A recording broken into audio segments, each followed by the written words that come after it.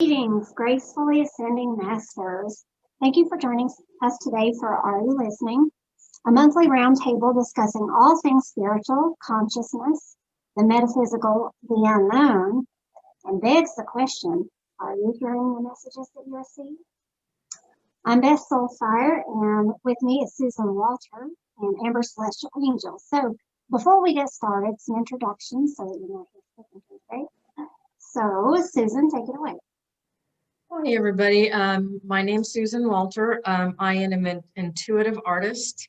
I see the angels that are with people and draw them, and I've been doing that for over 20 years now.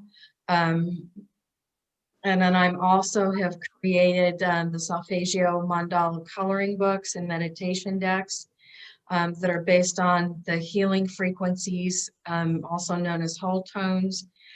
And those can help us realign with our original blueprint, so they can be very healing using those frequencies, whether with color or light or sound. Go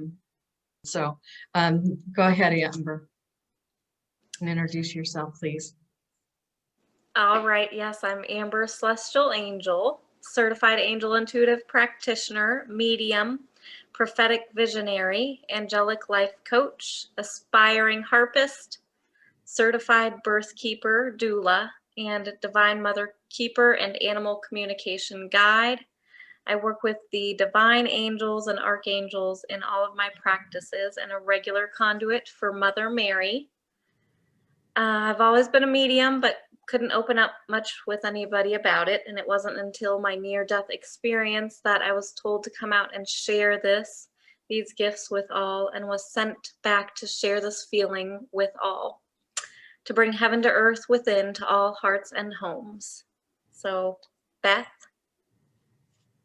There's something that brings us all together, which I'll talk about in a second. But, my name's Beth SoulFire again, and I help people heal deeply and live fearlessly and live the life that they want, the way that they want it. And I do that through my signature healing session called SoulFire Alchemy, which is the name of my practice. And what that is a blend of intuitive arts, ancient wisdom, shamanic energetics, quantum healing, and psychosomatic neuromodulation. And I've been in the alternative healing sector for about 22 years. And I work with the inherent wisdom of my own Appalachian folk ancestral roots and their spirits that they embody. So I've had a relationship I've developed with them over the years, especially since I started the shamanic energy medicine, and which leads me into the near-death thing that Amber was talking about. After a really sudden severe illness in 2013, left me in a coma for 5 days and on life support for 2 weeks, and a disability I spent many years recovering from. I'm forever linked with the filaments of oneness that I connected with in that near-death experience. And what I refer to as cosmic consciousness of great mystery is what this oneness is to me. And it's really frustrating to even try to put that in the words that 3 of us have spoken about many times. But I'm also the founder of SoulFire Multiversity, which is a school of ancient wisdom and energy medicine and mastery. And you can find all of my certifications and my pedigree, lineages, and that sort of thing down in the show more section. So I kind of want to just spare going through all those. But and you can also find a link to work with me one-on-one if you're interested in that. Now, of all the things that brought Susan and Amber and I together, we all met through a roundtable discussion that we did with Laura Eisenhower earlier this year on near-death experiences, and you can find a link to that in the description below. And we decided through that interview to team up to bring you this podcast and this roundtable that we'd like to do every month when we can. You know, we've had some madness lately, but that's where Are You Listening was born. And today we're going to start our conversation on the topic of how we're listening to the messages that we receive around the wheel of change, right? and the way that these great life changes come about for us and really turn our life upside down. Now, in any circle of life that we go through, from birth to death, from the womb to the tomb, there's always big life changes that we go through, whether it's divorce or having a child or losing a child or marriage. Really, it doesn't matter. Moving, losing a loved one, all those are big life changes, and they require us to be able to navigate them. Sometimes they trigger a dark night of the soul, which, if you're interested, we did our last month's roundtable was on that. You can find that as well.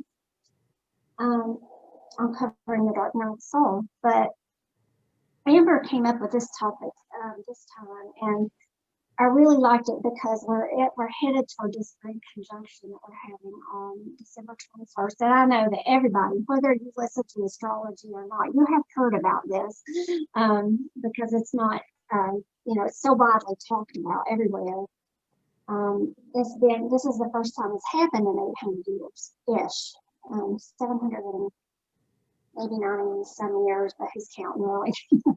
But they call it a Star of Bethlehem conjunction because it's where Jupiter and Saturn meet up.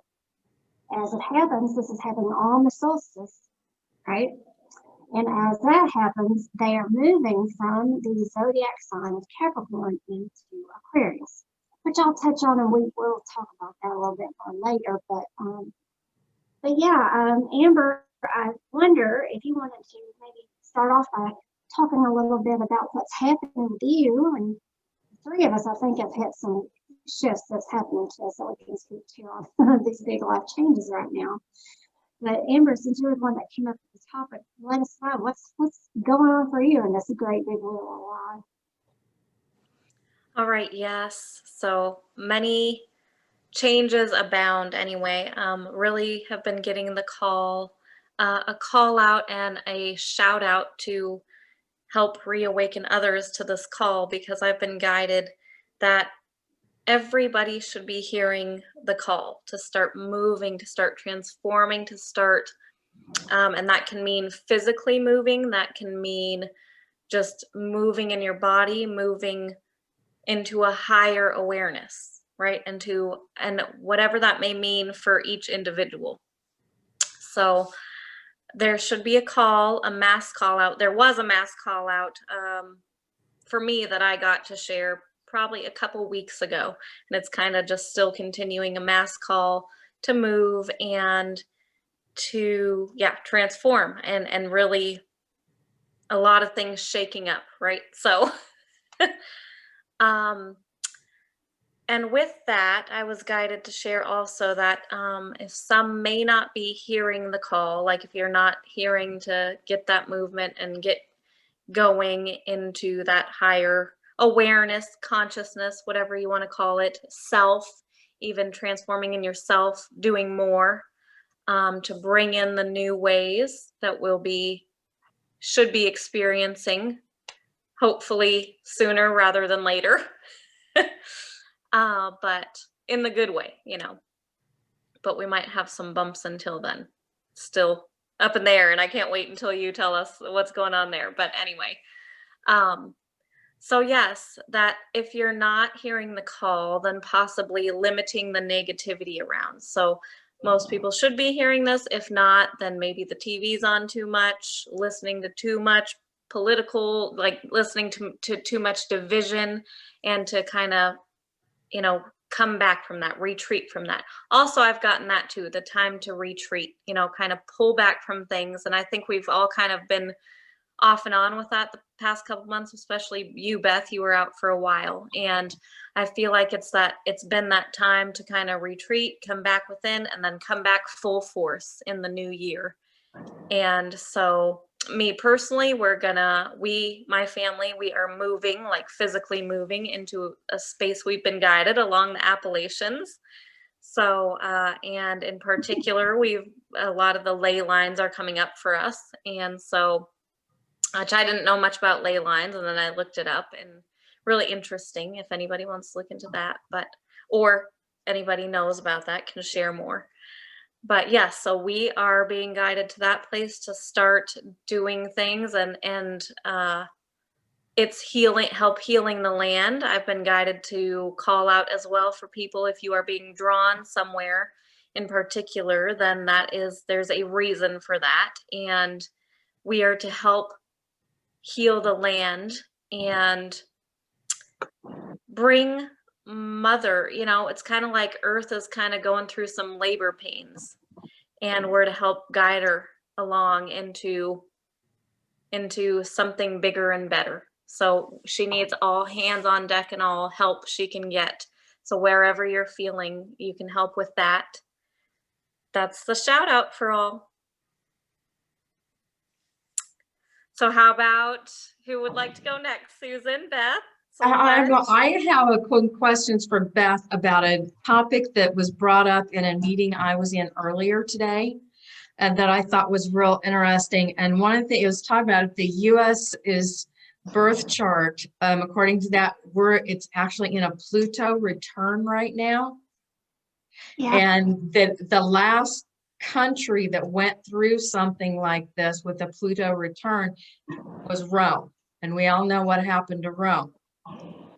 So that's speaking a great deal about changes that are coming between, because we're in the USA's birth chart is in that Pluto return from now through 24.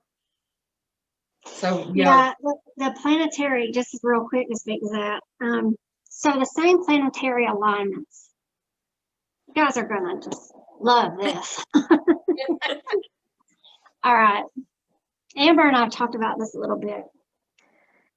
And you've heard there's other astrologers that are covering this. This ain't just me. If you go back and look at records, and I'm talking about astrological records and historical records, okay? Because this is something, anybody who's a naysayer when it comes to astrology, I just kind of look at them and just nod my head and go, because that means that they don't know what they're talking about. Because if you do your research, go back and look at history and look at the planetary alignments and what was happening during that time. Every single time without fail, you can see exactly what was going on. If you understand the language of astrology, you understand what that astrology predicted to happen and what actually did happen. So we have the planetary alignments that were going on, I think around 1771 to 1774. Which is when this country first came into birth, right? Because it's that return, Plutonian return. But the same also planetary alignments that were happening during the Salem witch trials are happening now again. I didn't know that. Yes, ma'am. What planet does that have to do with? I can't remember off the top of my head. I mean, okay. I didn't make notes for this one, but the other ones are the same planetary alignments that we had during the Civil War. So, I mean, that's a pretty big deal, right? To have all of those at one time. There is so much. And the Revolutionary War, I think you said as well. Revolutionary War. Revolutionary War. Well, that would be during the time of right before our country's birth, right? Mm-hmm. Oh, okay. Yes. The time right before that. So that's the thing, is that Pluto is the planet of death and rebirth and transformation. Capricorn, is all about government and foundation and form and structure and top down, right? Top down authority. Corporations, right? So you got Pluto in Capricorn, Jupiter, which is the great expander, amongst other things, and Saturn. So Saturn, though, is interesting because it's the great parent of the solar system. It's like rules and regulations, and it makes you work for things. So you've got all those planets meeting up at the same time. And Pluto's there to go, okay, the way that I see it, in a way that it looks like it's happening, and I understand this on a personal level a little bit because this is all happening in my first house conjunct my exact planets and points in Capricorn. So I'm kind of going through personally what the United States is right now. But Pluto, because it's the planet of death and rebirth and transformation, is kind of like, okay, burn this to the ground. I'm going to burn it to the ground. And then Saturn is going to make you reconstruct it. Mhm. Pluto is making sure that transformation happens. And there's Jupiter just to like blow it all up out of proportion and expand it.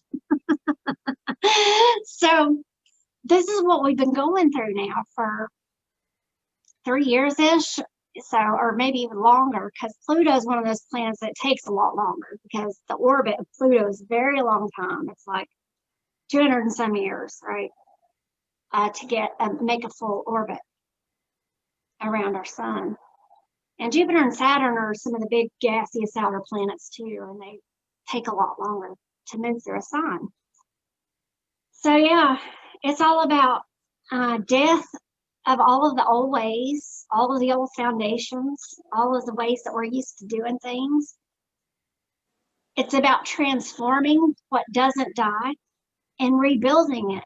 And Saturn is there to test it and make sure this is going to work. Is it okay? But the thing that's interesting is because we're having this grand conjunction, Saturn and Pluto conjunction is when two planets are right on top of each other. They meet in that transit. Which is a very potent and powerful energy. One astrologer that I follow, his name's David Palmer, and I think he's the Leo King. You can go and look at, he's got a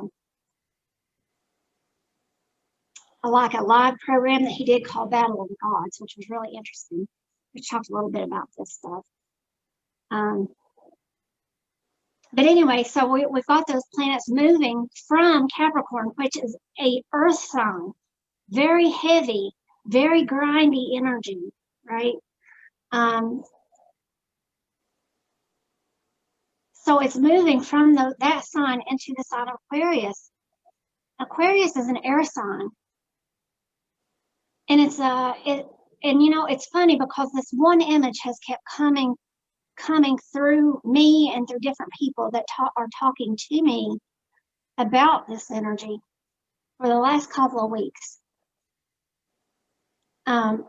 In my mind's eye, I was thinking about it one night, and I was trying to kind of look into my own chart and figure out what is this going to mean for me, because my sun is in Aquarius and my first house still. So I was thinking about this energy, and it's almost like, and then my friend Eileen, who's also a wonderful astrologer, she was talking about, she was looking at my natal chart. She likened it to this same thing. And so I feel like for the collective, for a lot of people, it's going to feel this way. Do you guys remember, Amber, you might not be old enough. I don't know.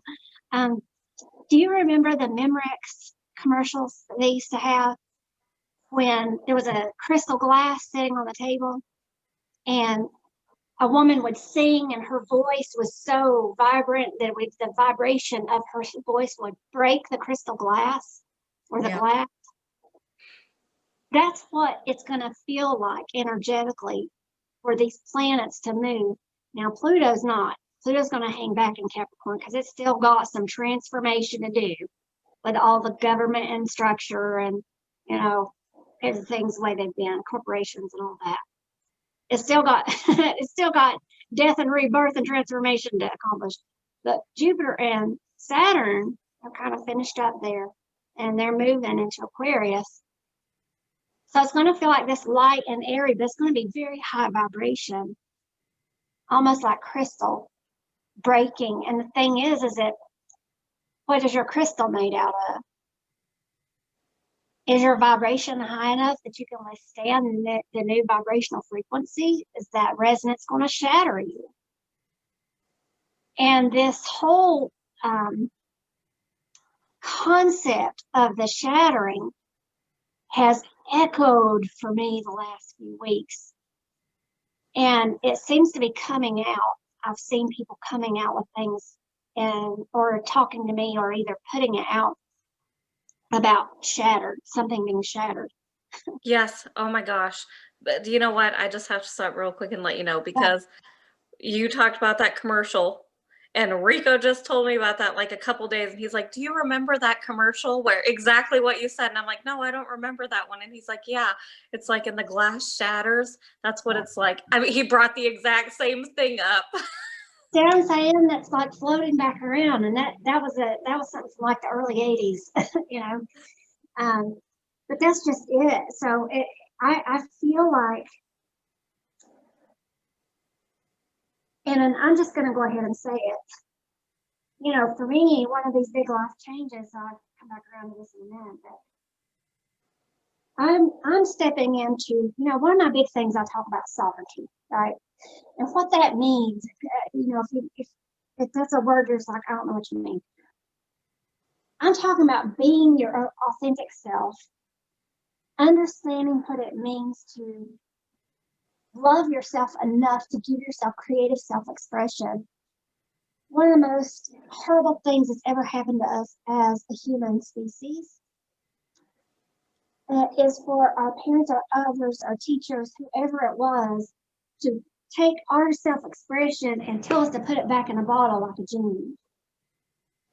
And if you're not speaking your truth and you're okay with giving away your freedom and you're okay with letting that voice of yours, because that's your birthright.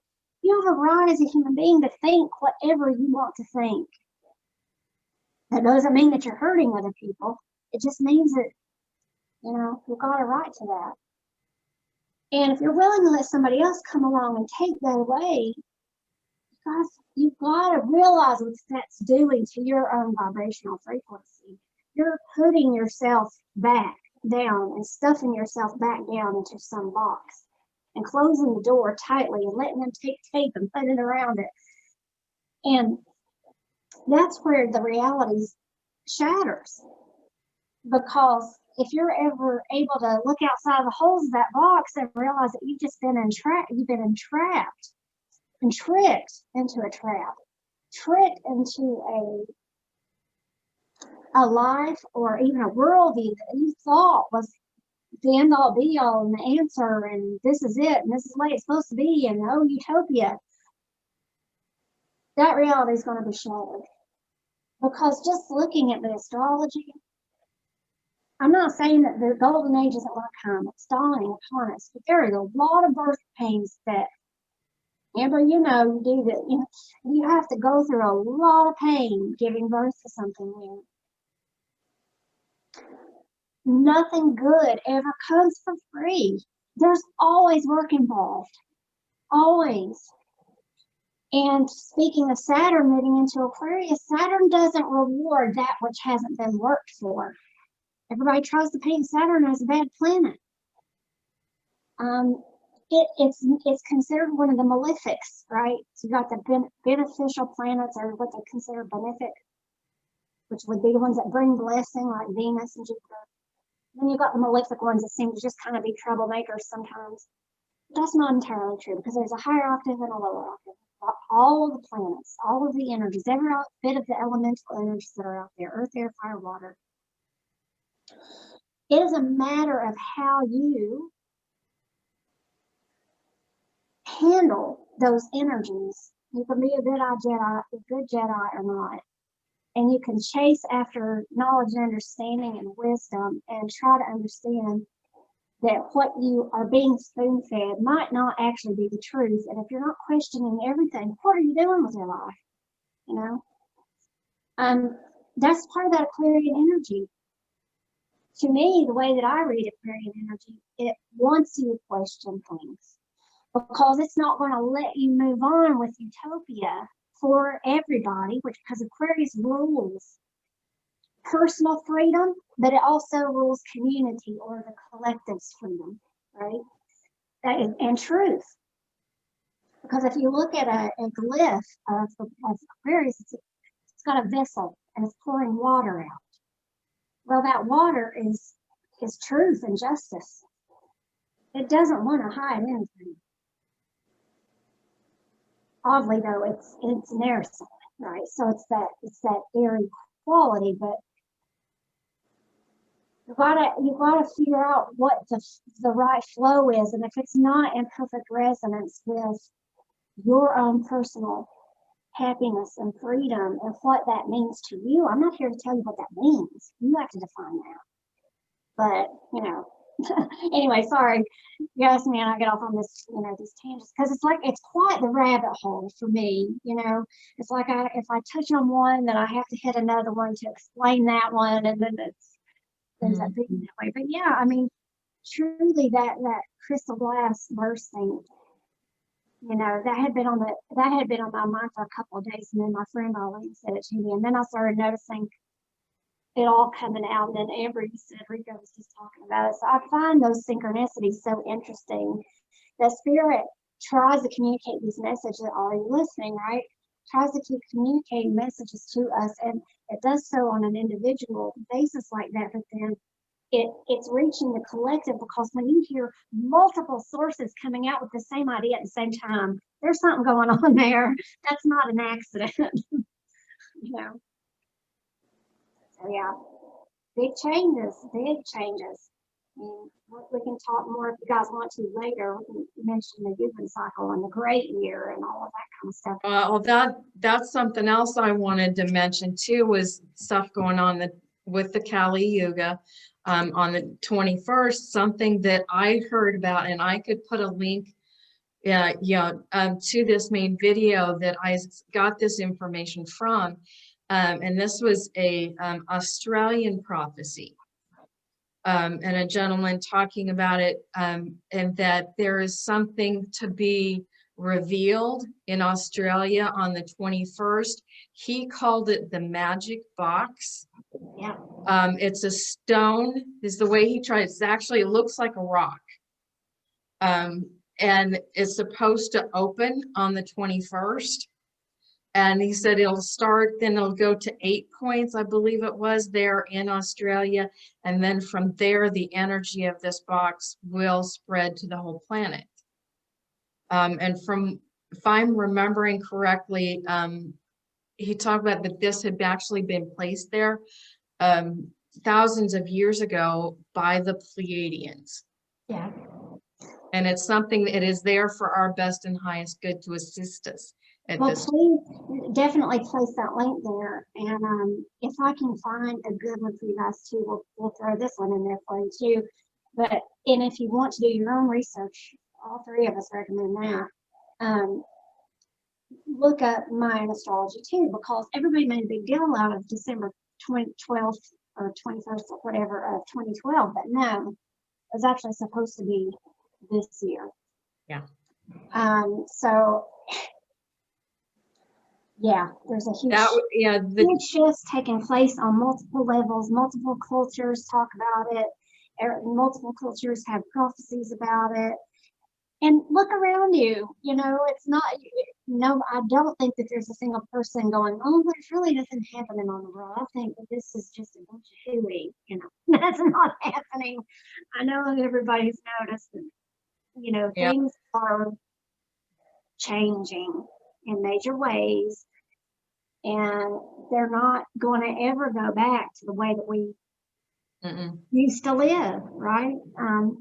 It's not supposed to. And the sooner you can be okay with that, accept it and have an open mind about what that looks like. And that might not have anything to do with what you think it's going to look like, because Uranus is involved with all this. And Uranus is shock, upheaval, and surprise. Uranus is... Yeah, and we're not saying the lockdowns are going to continue for, you know, that's going to be, I hate this term, but the new normal. That's not what we're saying. Well, the people won't let that happen either, because Aquarius rules the people, and they're not gonna stand by and let that happen, right? The clamp down, they're gonna be like, no. And so rebellion is probably in order, at least according to astrology. I'm not saying it is. I'm just saying, you know, you have to look at all this stuff and then look at the prophecies and look at repeated patterns in history and put them all together. They're like pieces of a puzzle that give you a nice little picture. And history repeats itself just like the seasons. You know, we have winter and spring and summer and fall, like clockwork all the time. And that doesn't change the bigger you get. It's a macro, right? So on galactic scales, we have it. In our solar system, we have it, which is our planetary movements. And you can't stop that stuff. You can't stop it. You can't rearrange it. You can't just wish it to be not true, because it is what it is. It's a science. It just, it's as much a science as physics. Yeah, I know this was a number of years ago now, so I don't remember all the details, but yeah, I spent 5 years intensely studying the Mayan calendar, because there's actually 22 separate calendars that all, kind of work together. And 2012 was really just, it was the ending of one of those minor calendars, and a restarting of it, just like going from December to January. For this one with 2020, it's one of those much longer calendars, of nearly 25,000 years that is, ending this time. Where the one previously was just, I think it was only a 3,500, right around 3,500 year calendar that was ending. Yeah, exactly. And that's the thing. So you said 3,500 years. Well, like you mentioned with the Kali Yuga, that's the, so there's a video that I did back in the spring. And I think I called it the Wheel of the Year. And it was something else because the Schumann resonance had gone nuts. Talked a little bit about it, but if you look into this great wheel of the year, there's 4 cycles in it, just like we have 4 seasons. And each one of those cycles is anywhere from 3,500 to about 4,500 years-ish. We don't know, because nobody's lived that long.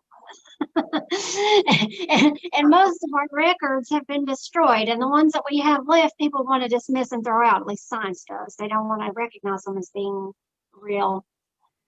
And the thing is that it's obvious and plain, even if you dig down into the, sediment of the earth and pull it out, you can see that plainly in the geological record, that there's major changes in environmental factors every so often that shows these great cycles. But yeah, so, and it's kind of like we have, they have the Iron Age, the Bronze Age, the Silver Age, and the Golden Age. Well, we're rising up out of that Silver Age to the Golden Age. And each one of these ages, and within each age, there is a zodiac sign affiliated and associated with that. So technically right now, we're rising up out of the Piscean age into the Aquarian age. But these things take massive amounts of time compared with the human life cycle.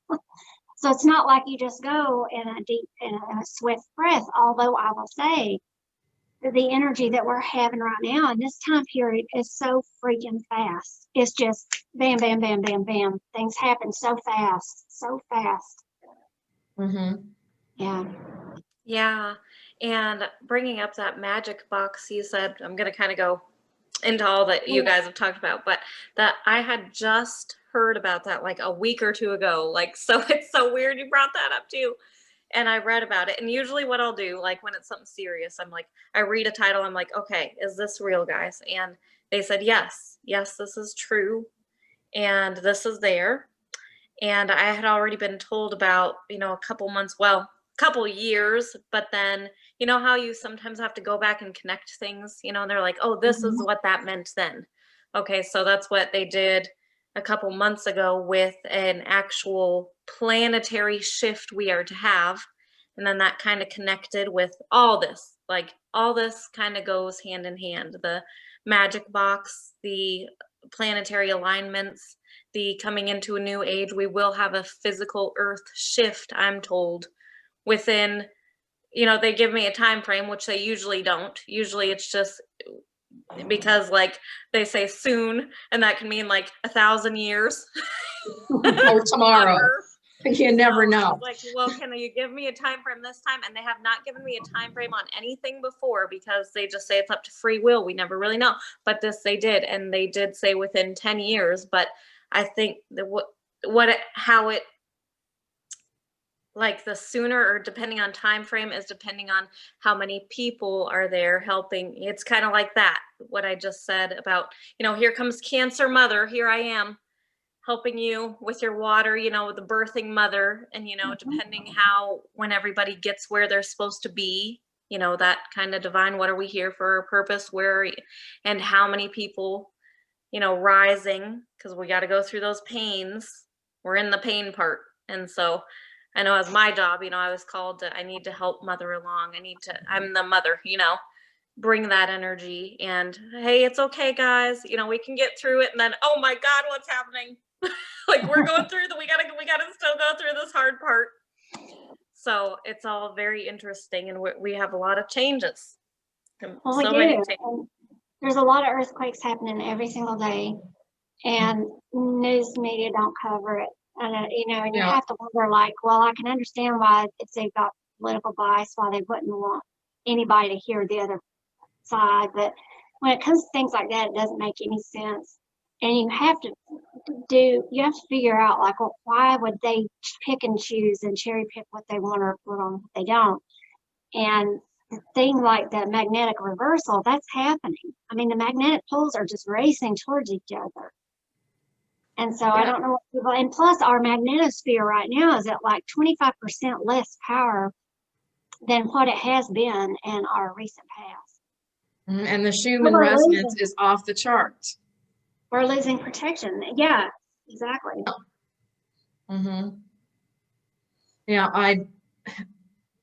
Yeah, and sometimes I don't like to get into some of this stuff sometimes a bit. I know there's been a lot of talk of also a possible, very large solar flare that some people are predicting could happen. Some are saying that it's going to happen on the 21st. I highly doubt that. But could it happen in that window or sometime in the next few months? It's possible. There have been talk about a very large ship that has been actually photographed many, many times. There's thousands of them now. That, when the solar flares have been taking place, there's this voided area that obviously there's an object there, and it's very large compared to Earth. That will actually move into a place where it would shield the Earth, because we are so vulnerable at this point with the Schumann. I don't know I don't know which source you get for that, but I know one of the channels that I've seen a time or two is Suspicious Observers. That's one of them I look at. There's others as well.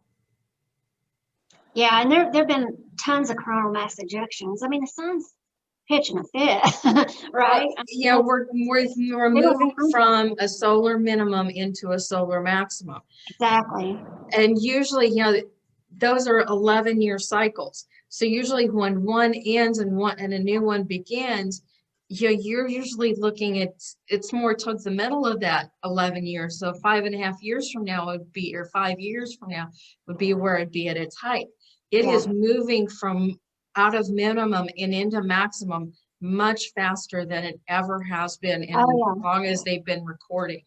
Yeah. And so who knows what we're getting ready for. Well, and that so many potentials. Amber, you got some spirit guides that are pretty spot on there, it sounds like. Big changes are happening. 10 years, huh?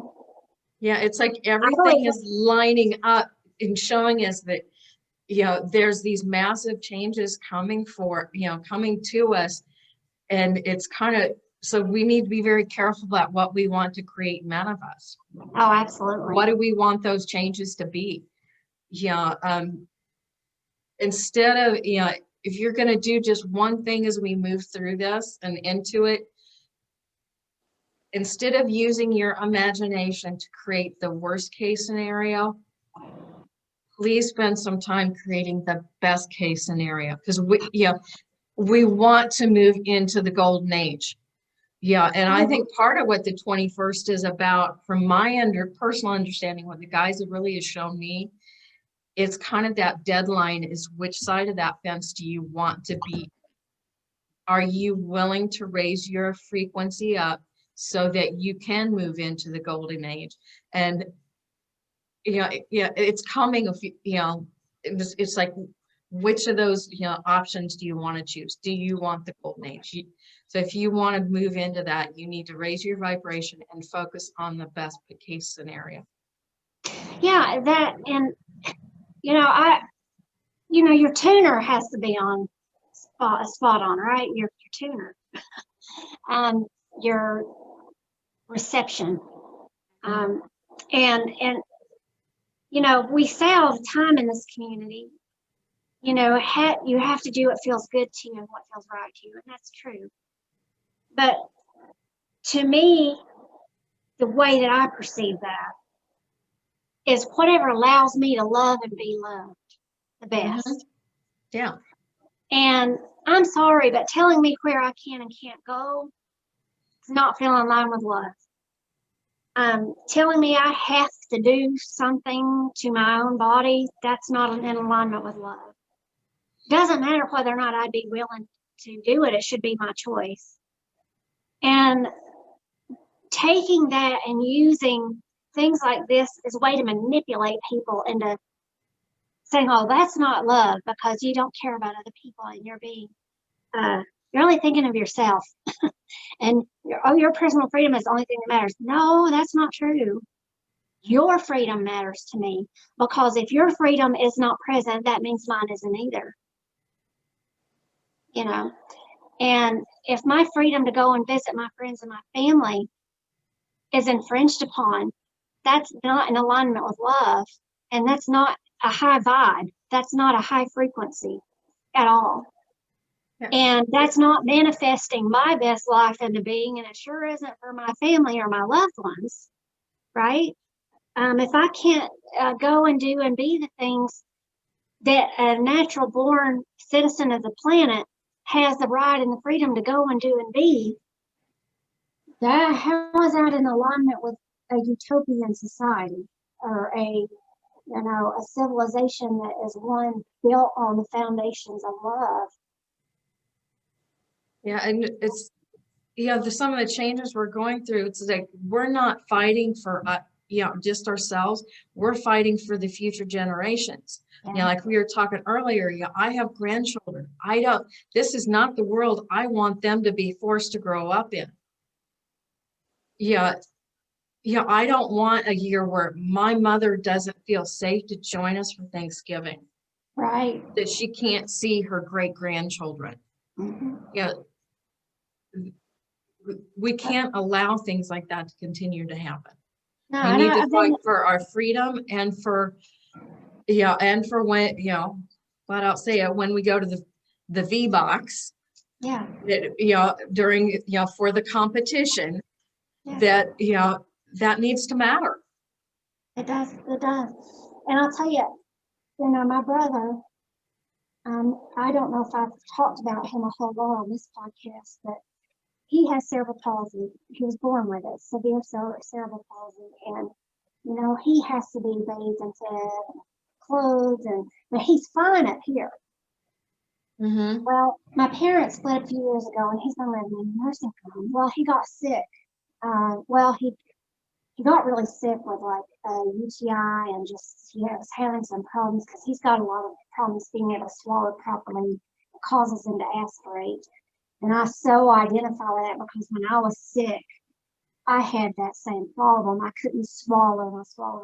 I pulled intubation out because that I couldn't swallow, and it would cause food to go down into my lungs, which it's horrible because you can get pneumonia from that. And he suffers the same thing. And but anyway, they were at the nursing homes. They're testing for coronavirus.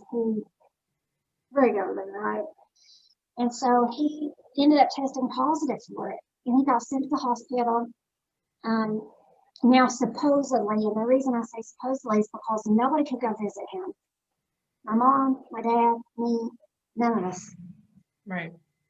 Patrick can't speak. He has no ability to speak up for what he wants. He has no ability. Even he has the ability right up here, but the problem is his speech is so I guess poor, for lack of a better term, nobody can understand him unless you've been around him for a significant amount of time. Maybe you've had some education in speech pathology.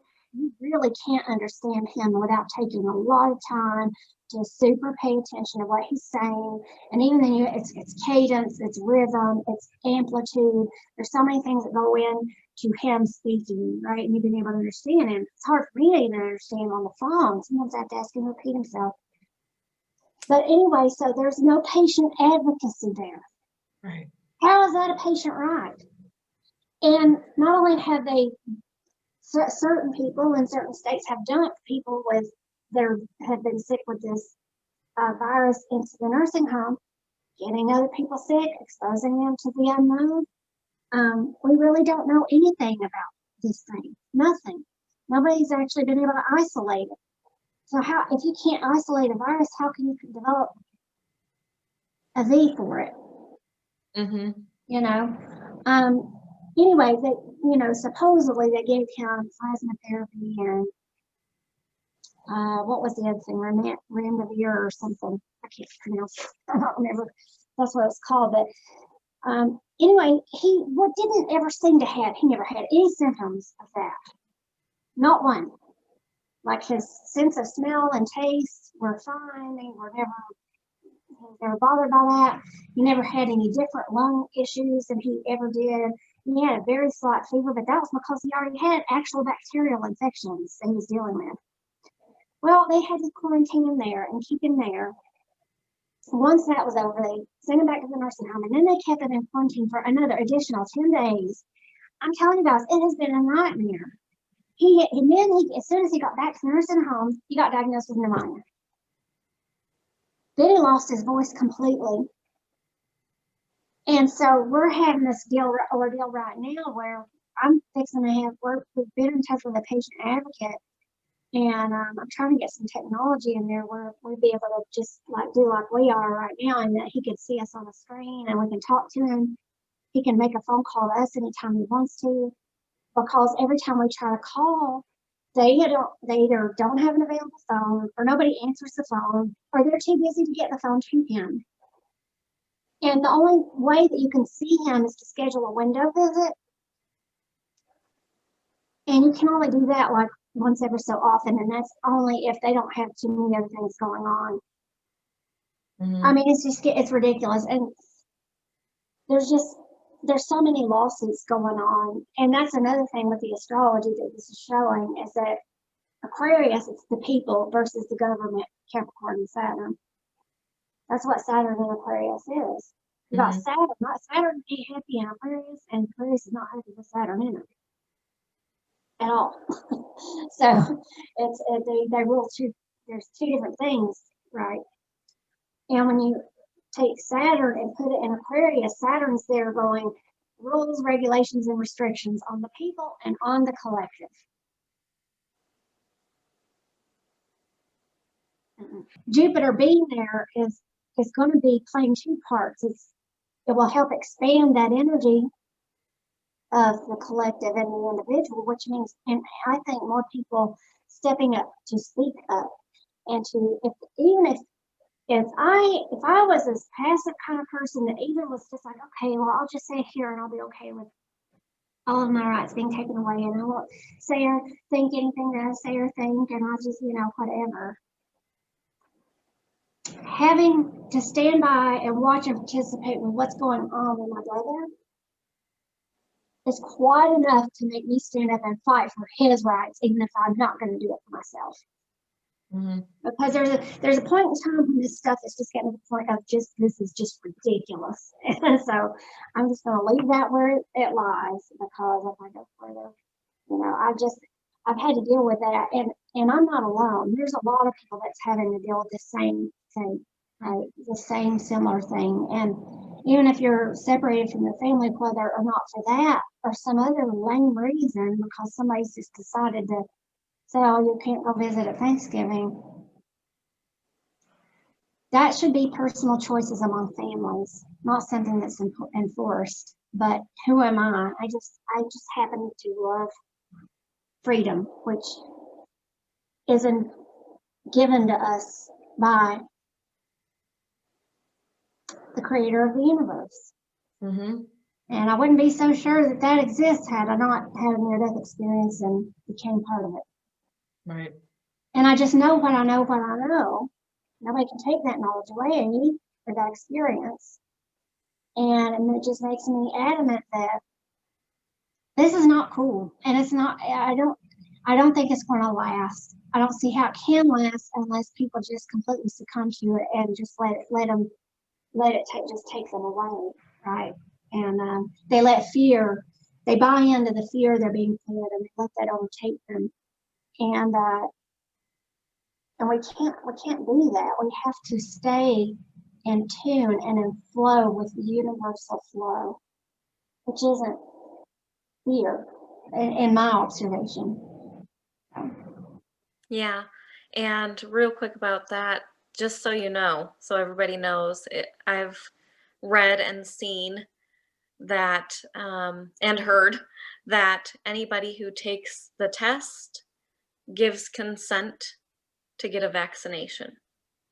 So just so people know that, that is giving your consent, and that's also giving consent for the contract tracing.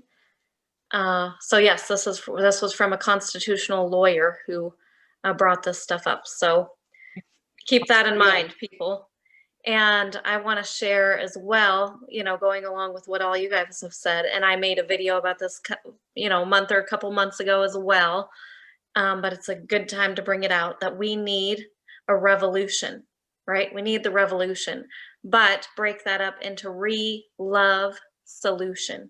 That's the solution, coming back to love, coming back to unite. And I want to call to unite the patriots, the freedom fighters with the heart-centered warriors.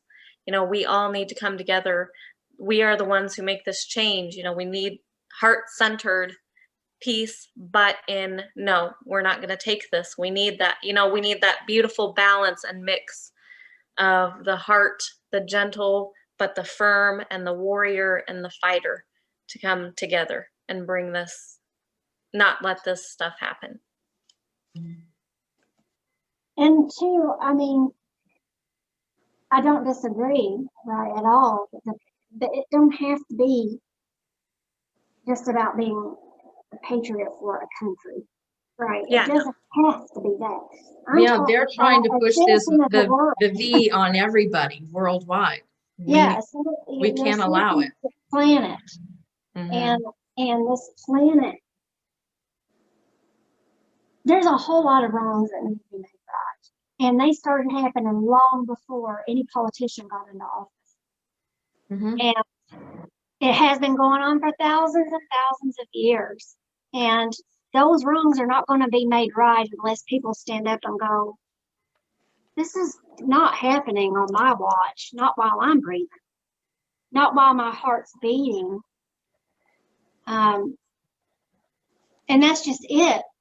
And part of, as far as I'm concerned, my message is I feel like this is something that has to happen internally first. It starts with the individual. And I know that sounds cliche, but I don't care. Sometimes things are cliche because they're the truth.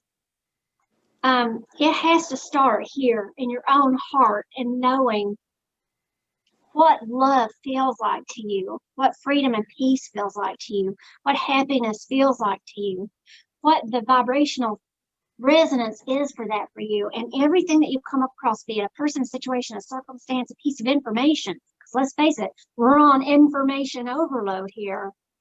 You got so much coming at you, you get so overwhelmed. When you're overwhelmed with those bits of information, it's noise, it's white noise. You can't even stop for a second and go, whoa, wait.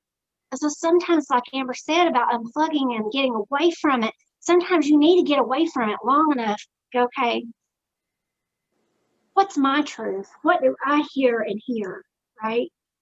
What are my resources? And what I mean by resources are all of the things in your life that have ever happened to you that bring you happiness, love, and connection. Human beings have to have that to live and to thrive. There are scientific studies showing that that is true. I mean, they're baby units, aren't there, Amber? where newborns, if they're too sick and they have to be in these little, I don't know what you call them, but basically like a bubble where they can't be around anything that could cause them to get an infection if they're premature or they have some kind of a lung problem. They have people where they can go in and actually touch the babies and be with them. So because they require that touch or they won't survive. Just because we grow up to be adults don't make that not true. That's a human need, a basic human need and a right. So you got to kind of just call some of these things into question. I understand that people want to follow science, but you got to question science too. Who are these so-called experts? Who are they really? Where did the science that they tout even come from, right? And so I'm a firm believer in the question everything for your own good so that you can bring it through that receiver of your heart and your mind and figure out, is this ringing something that's true and feels like love and fulfillment to me and thrive and alive, and life, living. I really like that, Amber, what you were saying, love solution. Is that right? Is that it? Revolution into re-love solution. Yes. Because that's just it. We're losing that. Bits of the humanity are being lost along the way. And it doesn't matter if it's from a political label politics or what do you call it? I don't remember. This identity politics or whatever. People are getting lost in that stuff when it's not really the thing that matters. It's heart-to-heart connection with each other. It's caring about each other and caring about our own precious selves, right? We weren't taught to do that. We were never taught to do something. How can our parents teach us to do something they themselves did not get taught about? Same thing in science. How can science produce studies and have information when their predecessors never had that information or shut down access to that information? That means that all the data and facts aren't being taken into consideration. I don't know. Sorry, these are the roads that I go down when I start thinking about these things and thinking about these big changes that we're undergoing. It's happening to everybody, whether it's on a very personal level, right, in your personal life, or of course what's going on around us everywhere in our communities, our cities, our country, the world, the solar system. To pull up a chart right now of you just pull up any astrological chart, a transit one. All of the planets are on one side. The spin cycle, right? It's like out of kilter because everything's one-sided right now. I mean, we've got to be the type of people who really want to chase after that balance and that harmony and to pull it back when it gets out of balance. That's ultimately what it's about, is having balance instead of the chaos. A couple of things we really need to start doing is, one of them, we need to remember doctors are practicing. Television is programming. These are words they use. There's information in those words that turn off the mainstream media. Do the research. I know, like if I'm dealing with a health issue, the first people I go to are herbalists or people that know about essential oils. That's using Mother Nature and the gifts that God gave us to heal the body. We need to get back more and more to doing things like that. And those are our original resources, right? Yeah. So the resources that come from within and the resources that are directly tied to where we came from, which is the planet, right? Our Earth Mother, if you will. Yes. I mean, all these plant medicines and natural medicine ways like acupuncture and even massage therapy and chiropractic. Energy medicine, all of it. Yes. And I'm not saying that you have to completely toss out allopathic medicine, but they can complement each other. Mhm. And I think an important part about that too, Susan, is, you know, yeah, these doctors are practicing. Find one that practices with respect to Mhm. the natural things, right? The And holistic, to the patient, and actually listens to the patient. right? That there's that advocacy again, right? Mm. Yeah. Remember if I said it, you know, when we were just talking, or if I said it on here, but one of the big changes I'm going through personally right now is fully stepping in to my own authenticity. And I feel like this is important for everybody, not just me, but me on a personal level. I spent the first half of my life being mousy and worrying about what everybody else thought of me and worrying about the consequences that might come down on me as a result of saying what I think, and being my authentic self. I mean, you know, there's a lot of judgment out there for somebody like me. I mean, you know, had a near-death experience and was called to shamanism. There's a lot of people that would have something to say about that. But yet, you know, here I am in my red lipstick and, you know, my hat that says get out. But it doesn't matter. You know, I love myself, and it has taken me 40 years to get to that point, to truly love and embrace and accept myself for who I am. And I didn't come this far just to have society do a complete upside down on me and say, oh, no, we're going to take that away from you. You can't do that now because it ain't cool. And it means you don't love other people. If you embrace who you are, lock, stock, and barrel, and you decide to express yourself, I'm not buying that. You know, and I think all of us are too smart for that. And I think all of us have spent, you know, those of us in the spiritual community have spent so much time doing that inner work, doing that shadow work, right? And looking at the dark side of who we might be, and not, instead of trying to deny it and run away from it, right? And to go, okay, I can see how this might be me, but how can I take my weaknesses and my trauma and turn them into strengths? Well, for me, you know, an important next step for me is not worrying about, you know, what anybody has to say about what I believe or how I'm putting myself out in the world, or the fact that SoulFire is a name that came to me when I had my near-death experience, and it came through spirit. And I had to make a decision. Do I embrace that name, or do I just, you know, to use a religious term, hold it under a bushel, right, or barrel, and just, you know, snuff that light of that SoulFire out and not show it? And no, I can't do that. I'm not doing justice by myself. I'm not doing right by myself. I'm not loving myself. And I can't serve the people that I claim to serve if I'm not living up to what I say that I want them to do, which is to be empowered enough to speak their truth and to be who they are, lock, stock, and barrel, warts and all, beauty and all, right? I can't do that. I can't ask people to be one thing if I'm not fully embracing that and embodying it on my own. And I think as a society right now, even in the astrology, it's showing that this is our way out.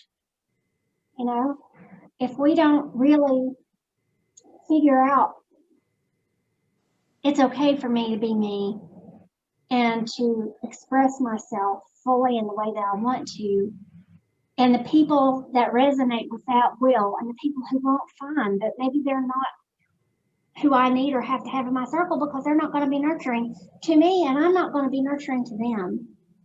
And I think in these times, we certainly have to find ways to be in the circles and in the friendships in our tribe that know how to nurture us, or just do. They just, by the very sheer fact of who they are, that they nurture us and that they encourage us to be ourselves and to, you know, to stand in our truth. and not be ashamed of who we are. I think shame is one of the, like I said, it's one of the most horrific things that ever happened to the human being. And it's time, I feel, that we're not ashamed of who we are anymore, and that we embrace who we are, all of it, and that we cherish it and treasure it. It's a gift, right? You're a gift, and you've got to realize that you're a gift. God only made one Amber, one Beth, and one Susan. That's right. And if we hide Amber and Beth and Susan away from the world, that's not serving anybody. It's especially not serving ourselves. Go run in a closet and hide from the world and just don't tell anybody who we really are so that we can fit into somebody else's little box of who they want us to be, to make them comfortable. Because God forbid we should make somebody else uncomfortable by being who we are. And I feel like that's kind of where we're at right now as a society. It's like, don't you dare make somebody else uncomfortable. Yeah, I don't know how many times I've heard this, and it's kind of a little cliche, but it's very true. Yeah, we didn't come here to continue the status quo. We came here to make changes and to make this a better world. So let's do it. Let's do it. And if we want to do cards, if you have your cards, I pulled one. So I guess I could start, huh? Yeah, go ahead. And I was also actually guided to read this little piece out of my angel book. So I've got, it's short, that, and then my cards. So I haven't looked at this yet. They just said, get out your book and you're going to read this. Rejuvenation. Energy is never lost, only misplaced. Every living thing on earth ages, matures, and is eventually reborn. The babies we once were have evolved many times over into the adult forms we are now. But even though our bodies may age, our spirits and souls remain young and full of pure energy. Sometimes as we experience the natural aging process, we become tired and weary, forgetting that we have an eternal fountain of youth at the core of our being. We believe that it is natural to slow down and weaken, when in reality, the most natural part of us is our boundless inner well of enthusiasm and hope. The angels are natural rejuvenation experts. If we ask their help in restoring our original vitality, we will both feel and look younger. And we will understand the unique principle of youthful energy, which is that the more of it we use, the more we will have. Qi is the Chinese word for energy. Practitioners of Tai Chi, the art and practice of activating and uniting spiritual and physical energy, do not peak until age 65, and many Tai Chi masters teach well into their 90s. They know that energy doesn't diminish with age as long as it is used and allowed to flow through the body. Think about your age in years and then think about how old you really feel. Does energy flow freely through your body and mind? I know that the angels enjoy energies of hope, joy, and youthful enthusiasm. As I allow these energies to rejuvenate my mind and body, I experience the fullness of life at every age. And then the card I drew was potential. Think big for your future. Oh, I like that one. Hold it up for just a second. Your creative and mental powers carry great potential. Your plans to expand your horizons are underway, and everything is progressing steadily. Think and plan outside your limitations and remain open-minded, as there are more possibilities and opportunities than you can see at this point. This could be study, business venture, or travel. Be ready to take on the challenges with the think big attitude. Empower yourself with more development and self-exploration. My visions and goals take me beyond my current limitations. Well, I didn't really have any of my other decks here, but I guess the Starseed Oracle wanted to be heard. And I thought, well, that's appropriate. I knew we were going to do this today, so I started shuffling the cards while we were talking. And one thing I wanted to say before I even pull the card is that, you know, a lot of people really, really get into the whole idea of the star seeds and the Pleiades. And, you know, I'm one of those that I can't do anything about that. It just sort of is what it is because I didn't understand it. I'm a mountain girl from the Blue Ridge Mountains in the backwoods. Nobody talked about star families and UFOs. You know, or the Galactic Federation, you know, we didn't have any of that. But I knew when I was a little child, down in the woods, looking at I remember clearly looking at the Pleiades and just, I knew that was my home. And I knew that that's where I was from. And what I now recognize fully as the fairies or the elementals down in the forest were talking to me about it. So, and when I saw this deck sitting here, I thought, you know, I haven't done that for a while. So let's see what the Starseed Collective would like to tell us. So I shuffled, and what do you know? This one is the Cosmic Heart. So before I read what the book has to say about it, the Cosmic Heart. So one of the things that I do to help people really get connected and centered is to feel their connection. And this is folk medicine, you guys. Indigenous, well, you know, it doesn't matter which part of the planet. It's ancient folk medicine and knowledge and wisdom. It's ancient wisdom.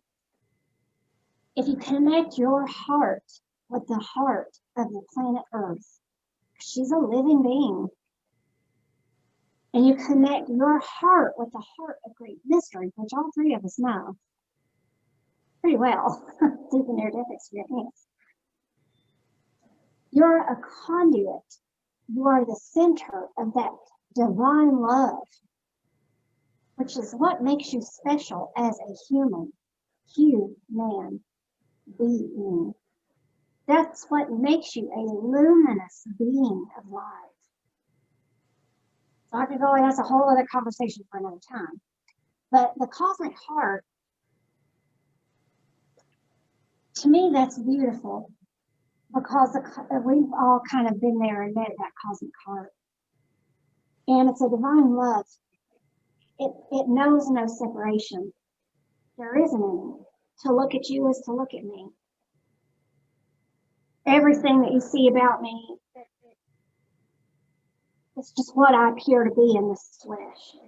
It's not who my soul and my spirit is, right? So let me hold this up so you can see it. The Cosmic Heart is devotion, potency, making your life a living prayer.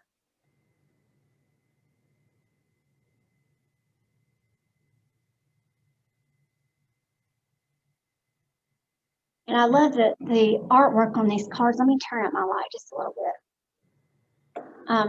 You can really see how she sort of blends in with the cosmos. Mm-hmm. So I'll read you what this says about it. Devotion, potency, make your life a living prayer. When you surrender to a state of devotion, you find yourself flowing with all of life. There you go, Amber. You're being called to refocus your attention deep within, to the intelligence of your own heart, to bow with deep reverence to your inner temple, to live your life in devotion to this place, to make your life one big moving prayer. Perhaps you've felt a bit off kilter lately, sensing that the potency of why you're doing things has gotten a little watered down or weak. Perhaps you've forgotten what made you start doing them in the first place. If so, this is your call to take a moment and reconnect with the truth at the very center of your heart, to get back to the essence of what you're about,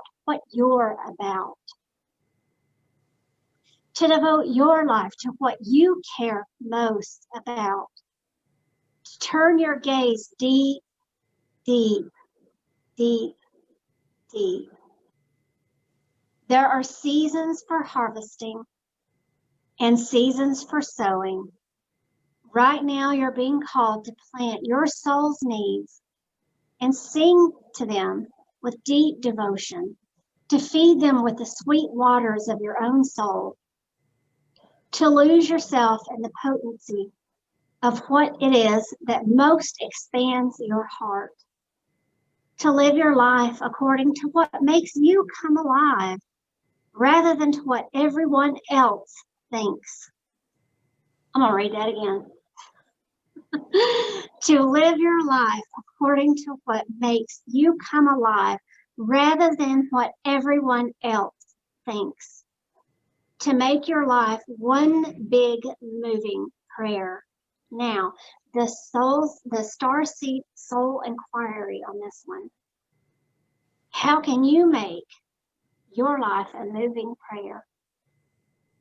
So a prayer means a lot of things to a lot of different people. So whatever prayer means to you, make your life a moving one.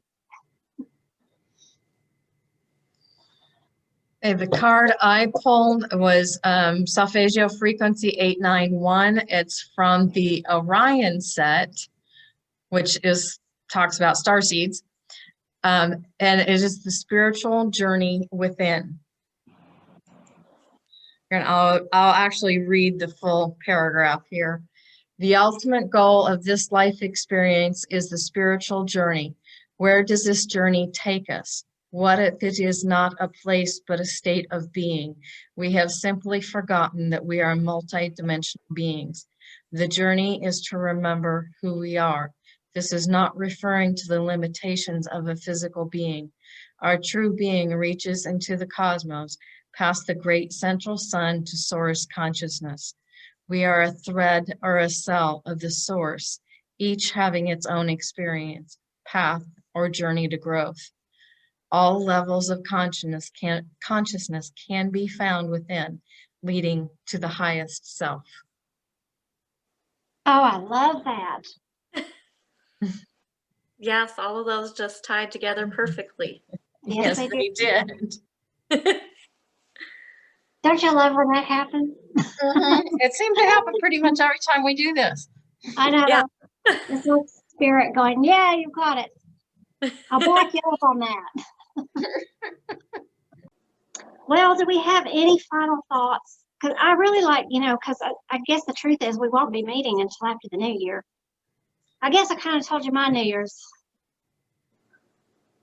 I don't want to say resolution. I like your word, Amber. What was it again? Can you say it? Oh, revolution, re-love, solution.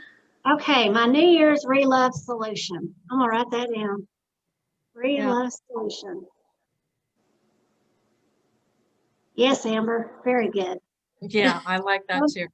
My New Year's re-love solution. It's just that.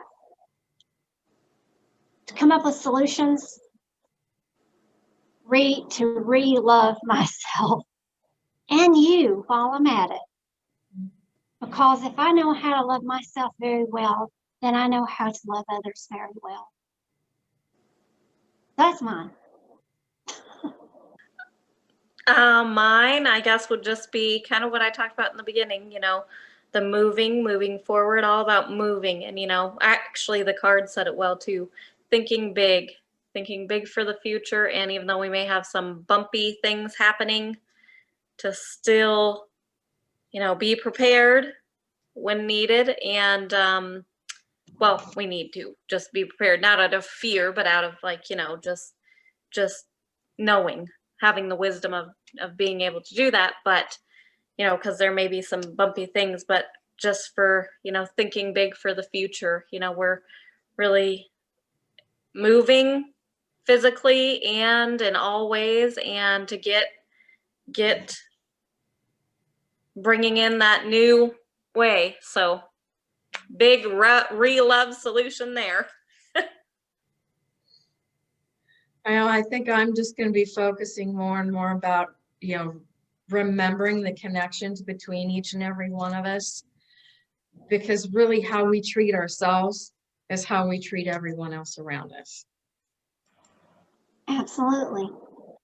Well, I wanted to let you guys know that my friend Deborah McDermott and I, she's with Achieving Life and Sacred Life Academy. We're going to be doing some in-person retreats here in Gatlinburg in the spring. And real quick, we don't have all of the information for it, but we do have the, what they're going to be about. So that's something you're interested in, keep that in mind. You can check out my website. We'll be putting up that information soon. The first one is going to be with Jeremy McDonald as the lead. Deborah will be secretary retreat, but the title of the journey is The Journey to Awakening Your I Am, or The Journey to I Am. The April retreat is I Am Stepping Through Trauma to Transformation. And the third one is From Shadows, I Am Sovereign. And then in June, we're going to be doing a big virtual retreat, which will be like a summit. And we don't have all the details worked out on that yet, but I don't know about you guys, but I sure am looking forward to being able to, even if it's a virtual thing, being able to gather, that there's nothing like being able to do it in person. I do know that the seats are very limited because of what we're going through and limitations on gatherings and things like that. So there aren't a lot of seats in these. But I did want to let you guys know and ask if you guys had anything going on. So if that's all, I wanted to also let everybody know that if you enjoy this content, and please be sure to like, share, and subscribe so that you never miss an episode. And if you have a loved one that you think that might benefit from this information or these messages, please be sure to pass that along. And make sure you're asking that question, are you listening to the messages that you're receiving? And we will see you in 2021. Namaste and aho.